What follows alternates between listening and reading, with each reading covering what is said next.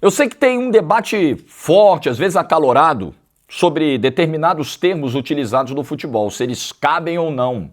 Ah, vexame, papelão, obrigação. Como é que a gente vai definir essa primeira fase do Atlético na Sul-Americana?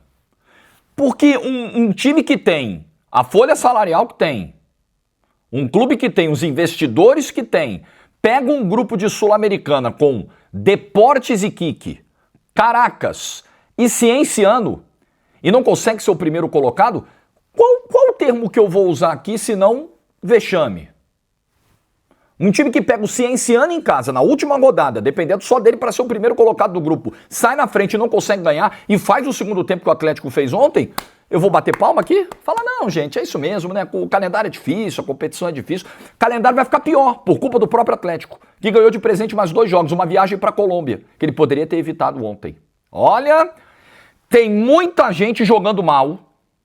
É uma responsabilidade aí dividida para muita gente. Até porque o futebol é um esporte coletivo e não é um fator só que determina.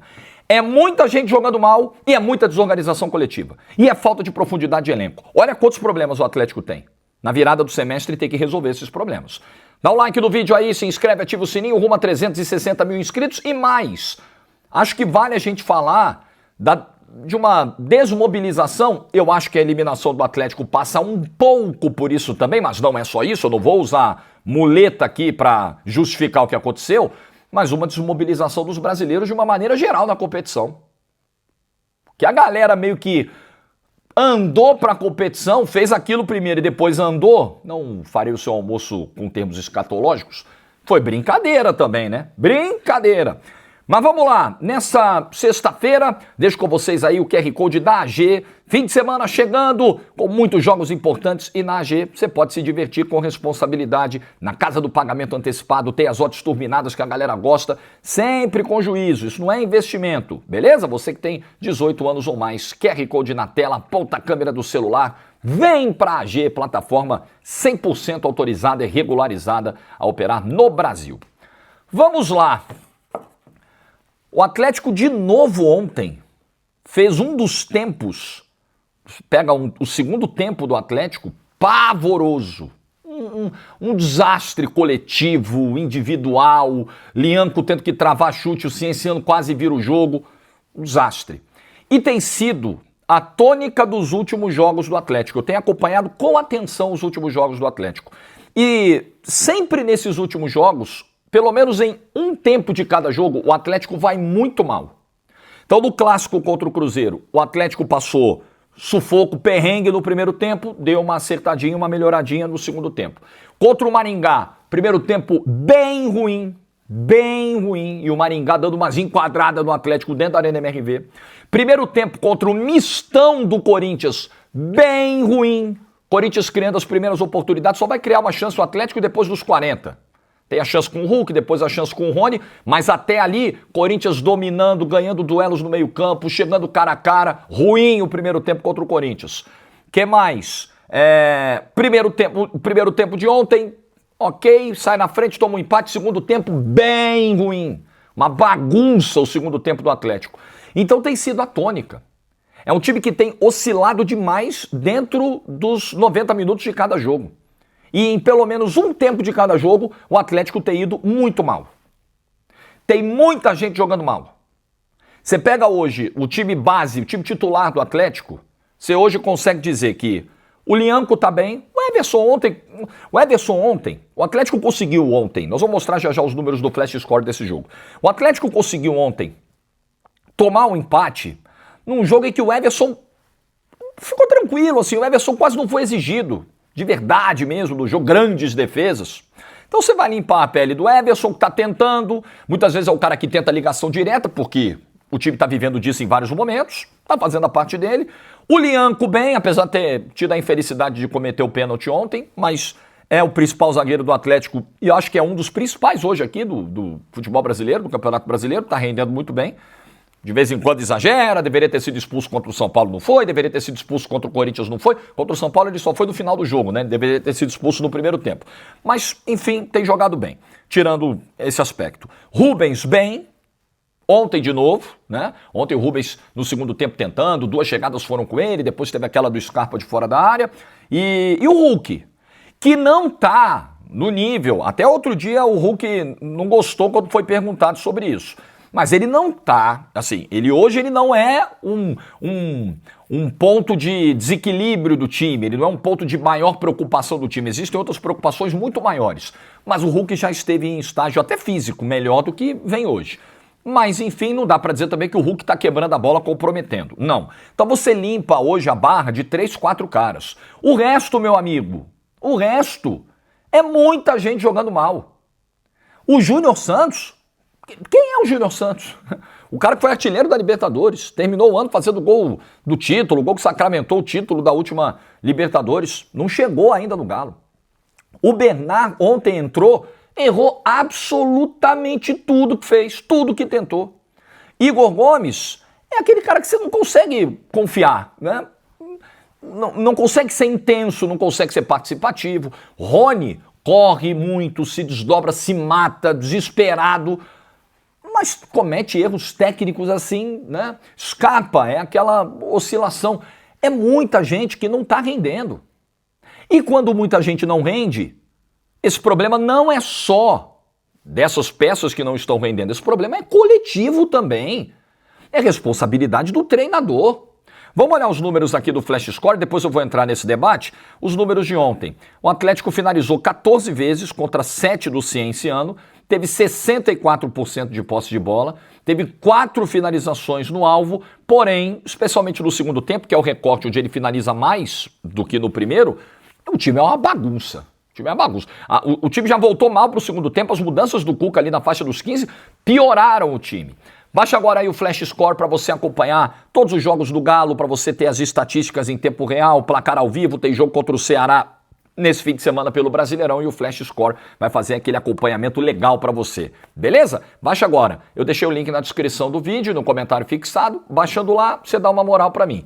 Ou então você vai na loja de aplicativos do Android, da Apple e baixa agora Flash Score. Tem a seção de notícias também, que você fica sabendo tudo que tá rolando, chega a notificação, qualquer bomba que acontece, chega a notificação na hora do seu celular. É um app bem completo, eu uso para as minhas análises. Você vai usar também o Flash Score.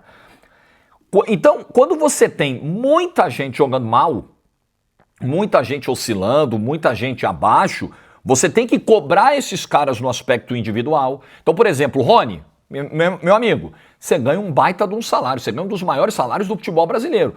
Tua taxa de conversão tem que ser maior, a tua tomada de decisão tem que ser mais inteligente. Ô Igor Gomes, meu velho, você tem que acordar pra vida, você tem que entrar no jogo. Meu amigo, você tem que ter senso de urgência. Scarpa, pra você vale a mesma coisa. Ô Bernard, não dá pra você entrar como entrou ontem no segundo tempo. Você pode fazer tudo isso. Ao mesmo tempo, você tem que chegar pro treinador e falar, escuta, e aí? É muita gente jogando mal, essa responsabilidade é sua. Escuta, seu time muitas vezes fica dependente de lançamento de bola comprida. Escuta, professor, seu time muitas vezes tem dificuldade para trabalhar a bola por dentro. Escuta, professor, seu time é uma bagunça, taticamente falando, no segundo tempo foi uma desorganização total, barata voa. Isso é atribuição do treinador, nós estamos em junho. Nós estamos na metade do ano. E o Atlético, chegamos na metade do ano com seríssimos problemas de estrutura de time, de organização. Então isso é cobrança pro treinador. Eu não tô chegando aqui, entenda. Tem nada contra o Cuca, cara. Os caras viajam. Pô, é porque o Jorge é o episódio da Suíça. Pô, irmão, eu fiz vídeo aqui na época. Um vídeo delicado, perigoso e muito generoso com o Cuca sobre o episódio. Mas muito. Então, porra, não vem com esse papinho, vem com essa conversa fiada, não. O trabalho é ruim, é mediano para ruim. Ponto final. O elenco tem problemas? Tem. O DM está ocupado? Tem. Né? O Arana entrou no DM no clássico contra o Cruzeiro, o Coelho se machucou logo depois e vinha sendo o principal jogador do time no ano. Não tem tanto banco assim, eu sei de tudo isso. E isso é cobrança em cima da diretoria. Aliás, Menin, vai ficar feio esse negócio com o Cuiabá aí, hein? Com o Banco Central entrando na parada aí, vai ficar estreito esse negócio, hein?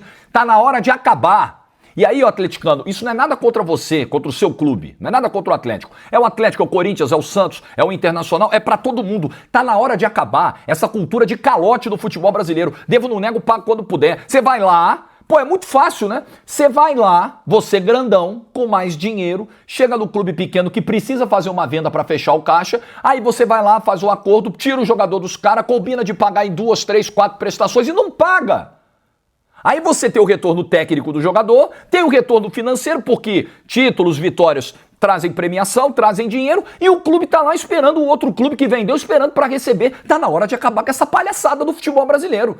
Tá na hora. E o Cuiabá precisou usar um caminho fora do âmbito esportivo, porque se você depender do STJD, lembra daquele papo? Não, punição, perda de ponto. Para, não tem nada, ninguém tem peito para fazer isso. Quem é que vai ter coragem? Aquilo roxo de chegar e falar, Corinthians, você não pagou, menos 3 pontos no Campeonato Brasileiro, vai pagar o Cuiabá. Atlético, você não pagou, menos 3 pontos. Santos, não pagou o Joaquim ainda, menos 3, menos 5, menos 6, menos 3 no primeiro caso, e reincidência dobra. Cadê? Ninguém tem peito pra fazer isso. Aí fica a cultura do calote do futebol brasileiro. Mas voltando, não perco o fio como vocês sabem. Então é problema de toda a ordem que o Atlético atravessa hoje.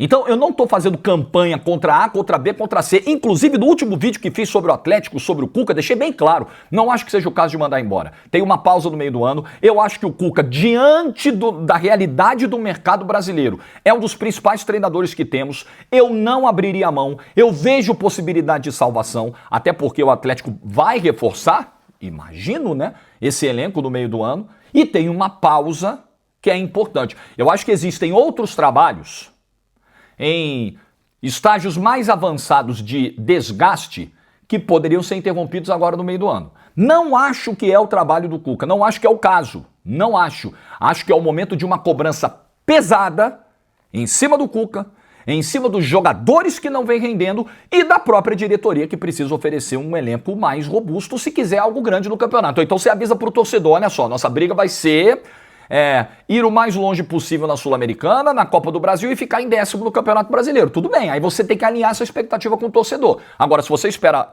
um voo mais alto para um time que no ano passado foi finalista da Copa do Brasil e finalista da Libertadores, aí a diretoria vai ter que se mexer, vai ter que se coçar. Não tem o que fazer.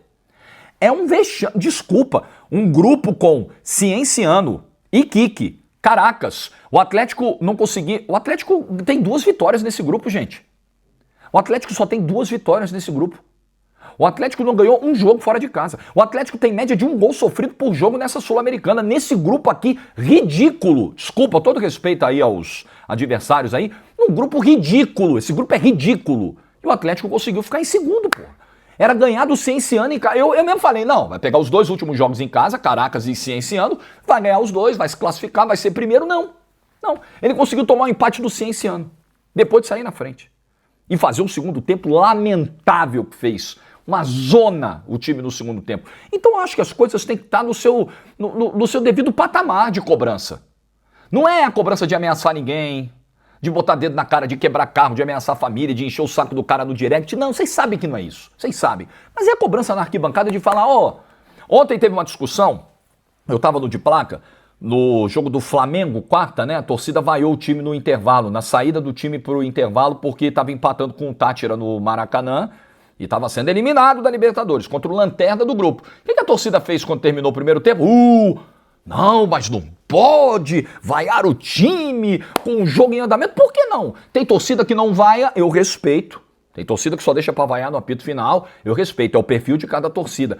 Mas eu acho que você precisa marcar uma posição, falar, galera, rapaziada, não dá pra tomar um empate do Cienciano dentro de casa, porra, não dá pra você demorar 60 minutos pra fazer um gol do Tátira dentro de casa quando você precisa de uma classificação pra Libertadores, você tem um elenco mais caro do continente, talvez, não dá, entendeu? Esse é o nível de cobrança que deve existir. A vaia, eu acho uma forma muito eficiente de cobrança e legítima e nada violenta, nada violenta. Porque a gente fica nessa, o torcedor que vai à porta do CT, incomoda o cara, arremessa objeto pro campo, ameaça o cara. Pois é, tudo isso é condenável. Agora a gente vai condenar a vaia também? Quando é uma manifestação pacífica, a gente vai condenar também? Então o torcedor não pode se manifestar, não pode reclamar de nada. Claro que não, gente. Claro que não. Então é marcar uma posição, é cobrar. O Atlético, com o que gasta, com o elenco que tem, com a folha que tem, não pode fazer a primeira fase de Sul-Americana que fez. Vai ter mais 2 jogos. Porra, nós estamos falando desse calendário idiota do futebol brasileiro. Esse calendário do futebol brasileiro é imbecil. É um calendário feito por imbecis, por animais que acham razoável começar o campeonato na primeira quinzena, segunda quinzena. Não, na primeira, começou dia 12.